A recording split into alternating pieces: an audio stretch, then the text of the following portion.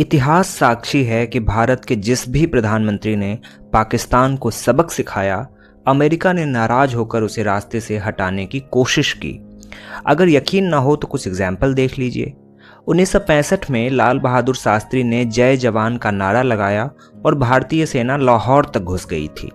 फिर युद्ध जीतने के तुरंत बाद जब शास्त्री जी पाकिस्तान के साथ समझौते के लिए ताशकंद गए थे, तो वहीं उनकी रहस्यमय परिस्थिति में मौत हो गई। इल्जाम अमेरिका की खुफिया एजेंसी CIA पर लगा। फिर ये बात भी छुपी नहीं है कि 1971 में भारत ने जब पाकिस्तान के 2 टुकड़े कर दिए तो अमेरिका बेहद नाराज हुआ था। ये नाराजगी इतनी ज़्यादा थी कि अमेरिका ने भारत में खालिस्तान की आग को भड़काने में पूरी मदद की और अंत में उसी खालिस्तानियों के हाथ प्रधानमंत्री इंदिरा गांधी की हत्या करवाई गई। भारत के कारगिल युद्ध जीतने और पोखरण में परमाणु परीक्षण करने से नाराज अमेरिका ने आतंकवादियों की मदद से भारतीय संसद पर हमला करवाया और प्रधानमंत्री अटल बिहारी वाजपेयी को मारने की कोशिश की। और अब जबकि ऑपरेशन सिंदूर में भारत ने पाकिस्तान पर मिसाइलों की बारिश कर दी और पाकिस्तान में भारी तबाही मचाई है, तो एक बार फिर अमेरिका आग बबूला है। एक बार फिर ये खबर आ रही है कि अमेरिका की खुफिया एजेंसी CIA भारतीय प्रधानमंत्री मोदी को नुकसान पहुंचाने की कोशिश में लगा है। इसी कोशिश के तहत अमेरिका के जासूस मोदी पर उस समय हमला करने की साजिश रच रहे थे जब वो SCO सम्मेलन में भाग लेने के लिए चीन की यात्रा पर थे।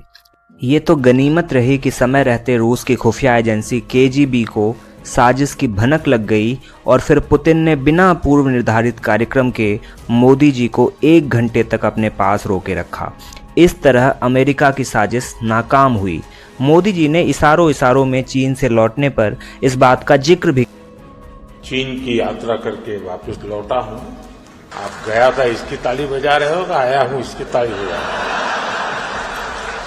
इतना ही नहीं, अमेरिका ने प्लान B भी रेडी करके रखा था।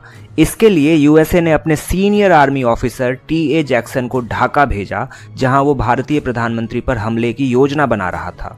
कई मीडिया रिपोर्ट्स में दावा किया गया है कि वो अपनी ये कार्रवाई भारतीय राज्य मणिपुर में प्रधानमंत्री मोदी के दौरे के दौरान अंजाम देने वाला था, मगर इससे पहले कि वो कुछ कर पाता, कुछ अज्ञात अनजान लोगों ने उसे उसी के कमरे में जाकर खत्म कर दिया।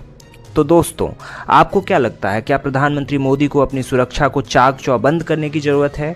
और क्या कुछ विपक्षी नेताओं द्वारा लगातार मोदी जी को मणिपुर जाने के लिए कहना कहीं इसी साजिश का एक हिस्सा तो नहीं था?